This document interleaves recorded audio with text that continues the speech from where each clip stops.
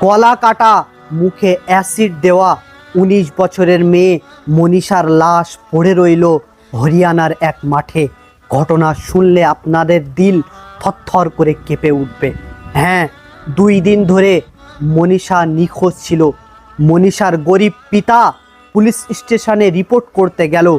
Police officer বলল যে জওয়ান লড়কি হে, আ যায়েগা। কিন্তু মনীষা আর ফিরে আসেনি। খবর পাওয়া গেল এক মাঠে মনীষা পড়ে রয়েছে। দেখলো যে মনীষার মুখে অ্যাসিড দেওয়া, মুখ আর চেনা যাচ্ছে না। মনীষার গলা কাটা, মরা দেহ পড়ে রয়েছে। রিপোর্ট বলছে মনীষাকে গ্যাং রেপ করা হয়েছে।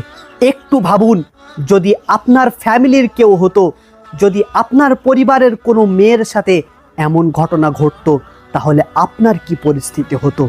অনুভব করুন, এই পরিস্থিতি মনীষার পিতা মাতার সাথে হচ্ছে।